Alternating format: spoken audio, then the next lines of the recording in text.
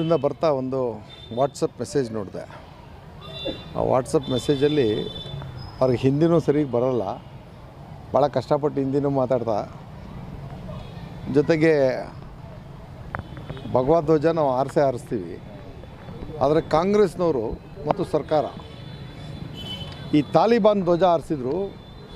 ಆ ತಾಲಿಬಾನ್ ಧ್ವಜ ಆರ್ಸೋಕ್ಕೆ ಇದು ಮಾಡಿದ್ರೆ ನಾವಂತೂ ಬಿಡೋದಿಲ್ಲ, ಅಲ್ಲ ನಾವು ಭಗವಧ್ವಜ ಆರಿಸ್ತೀವಿ.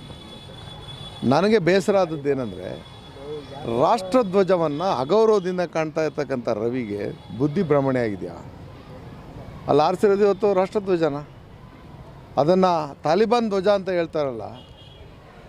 ಈ ಸರ್ಕಾರದಲ್ಲಿ ಸಂವಿಧಾನದ ಅಡಿಯಲ್ಲಿ ಪ್ರಮಾಣ ವಚನ ಸ್ವೀಕರಿಸಿ ಒಮ್ಮೆ ಸಚಿವನಾಗಿದ್ದಂಥ ವ್ಯಕ್ತಿ ಈ ರೀತಿ ಆಡೋದು ಯಾವ ರೀತಿ ಸರಿ ಅನ್ನೋದು ನನಗೆ ಮಾನಸಿಕವಾಗಿ ತುಂಬ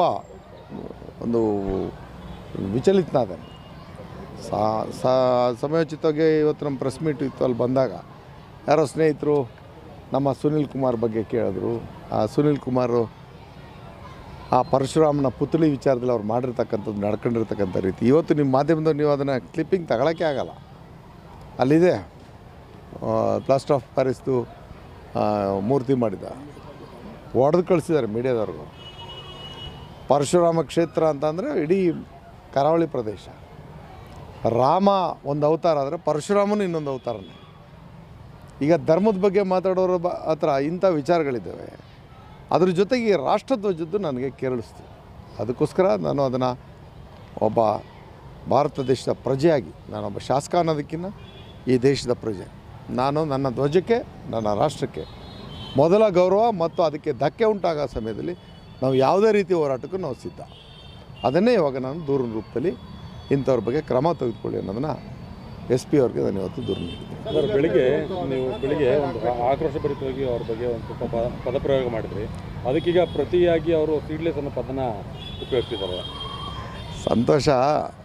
ರವಿಗೆ ಒಂದು ಜ್ಞಾಪಿಸೋಕ್ಕೆ ಇಷ್ಟಪಡ್ತೀನಿ, ಯಡಿಯೂರಪ್ಪನವರು ಸಾಕ್ಷಿ ಇದ್ದಾರೆ.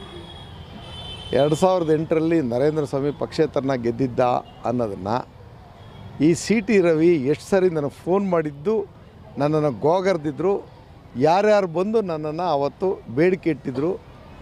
ನಾವು ಅವತ್ತು ಬೀಜ ಹಾಕಲಿಲ್ಲ ಅಂತಂದರೆ BJP ಸರ್ಕಾರನೇ ಬರ್ತಿರಲಿಲ್ಲ.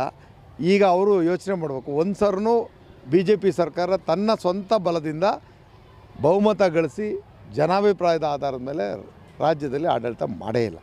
ಪ್ರತಿ ಸರ್ನೂ ಆಪ್ರೇಷನಲ್ಲೇ ಇವ್ರು ಮಾಡೋದು. ಆದರೆ ಆವತ್ತು ಮೊದಲನೇ ಬೀಜ ಹುಟ್ಟಿಸಿದ್ದು ಈ ನರೇಂದ್ರ ಸ್ವಾಮಿ ಅನ್ನೋದನ್ನ ತಿಳ್ಕೊಳ್ಳಿ. ಹಾಗಿದ್ಮೇಲೆ ಸೀಡ್ಲೆಸ್ ನಾನು ಅಥವಾ ಹೇಳ್ದವರು ಅರ್ಥ ಆಗುತ್ತೆ. ಅದು ನನ್ನ ಪಕ್ಷದ ಒಳಗಿನ ವಿಚಾರ. ನಾನು ಸೀನಿಯರ್ ಇದ್ದೀನಿ, ನನ್ನ ಕ್ಲೈಮ್ ಇದೆ, ನನಗೆ ಸಿಕ್ಕಲೇಬೇಕು, ಅದನ್ನು ಕೇಳ್ತೀನಿ. ನನ್ನ ಪಕ್ಷದೊಳಗೆ CT ರವಿ ಕೇಳ್ಕೊಂಡಾಯ್ತೀವ, BJP ಕೇಳ್ಕೊಂಡಾಯ್ತೀವ. ನಾನು ಗುದ್ದಾಡೋದು ರಾಹುಲ್ ಗಾಂಧಿ ಅವ್ರ ಹತ್ರ ಗುದ್ದಾಡ್ತೀನಿ, ಖರ್ಗೆ ಅವ್ರ ಹತ್ರ ಗುದ್ದಾಡ್ತೀನಿ, ಮುಖ್ಯಮಂತ್ರಿಗಳ ಹತ್ರ ಸಿದ್ದರಾಮಯ್ಯ ಹತ್ರ ಗುದ್ದಾಡ್ತೀನಿ, DK ಶಿವಕುಮಾರ್ ಹತ್ರ ಗುದ್ದಾಡ್ತೀನಿ. ನಮ್ಮ ಮನೆ ವಿಚಾರ ಅವ್ರಿಗೆ ಯಾಕೆ ಅದು?